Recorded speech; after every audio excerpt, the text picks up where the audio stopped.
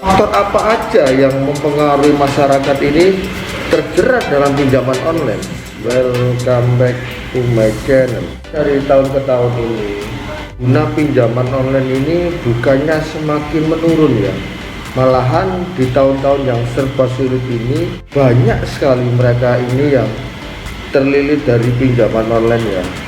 Dan berbagai kalangan masyarakat, mereka ini harus mengalami situasi yang pelik seperti ini ya. Ini jalan yang instan dalam pinjaman online, tapi kita lupa untuk mempelajari dari resiko pinjaman online ini ya. Faktor apa aja yang mempengaruhi masyarakat ini terjerat dalam pinjaman online?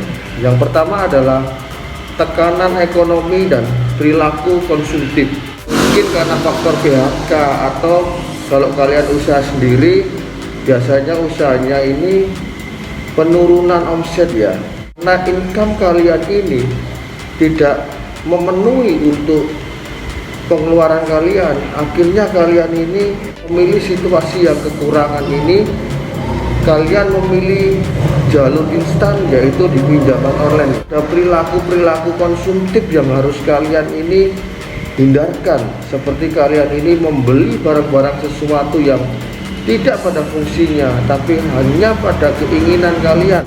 Ketika kalian ada tekanan ekonomi, kalian harus evaluasi. Ketika pengeluaran kita atau hidden cost kita tidak bisa dikurangi, maka langkah berikutnya kalian harus menambah income tambahannya. Kalian harus mencari penghasilan tambahan sehingga income kalian ini lebih baik daripada kemarin. Godaan untuk meminjam lagi atau circle of death, cari solusi hanya dengan berhutang ya, entah itu berhutang pinjaman online, entah itu berhutang yang lain. Hutang ini merupakan suatu habit ya, atau kebiasaan. Kalian jangan berharap ekonomi kalian ini sehat ketika penyakit hutang ini ada dalam kehidupan kalian. Seharusnya penyakit hutang ini kita amputasi lebih dahulu, baru kita berpikir dan berusaha untuk menyehatkan ekonomi kita kembali. Dan kurangnya pengawasan terhadap pinjol ilegal.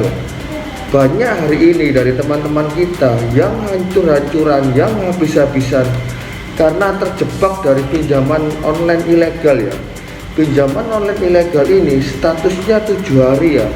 Kalau kalian tidak selektif, kalau kalian tidak tahu tentang regulasi legalitas, pinjaman online ilegal inilah yang menjadi awal dari suatu bencana ekonomi kalian. Yang keempat adalah kurangnya literasi keuangan. Kita ini yang tidak mau belajar tentang literasi keuangan atau manajemen keuangan. Memang pelajaran ini tidak dipelajari di sekolah. Literasi keuangan ini menurut saya sangat penting. Bukan seberapa banyak kalian ini menghasilkan suatu income, tapi menurut saya seberapa besar kalian ini bisa save money-nya, menyimpan atau memanajemen dari pengeluaran kalian. Suatu perusahaan atau suatu rumah tangga ini bisa berkembang karena kepintaran dalam mengelola manajemen keuangan ini ya. Minimnya dukungan sosial ya. Banyak dari kita teman-teman ini yang lagi terlilit masalah pinjaman online. Ini dukungan sosial dari kalangan sekitarnya, seperti temannya apa, ini tidak ada. Dan mereka kebanyakan orang yang belum pernah terlilit dalam pinjaman online ini merasa sok suci ya, merasa paling benar ya.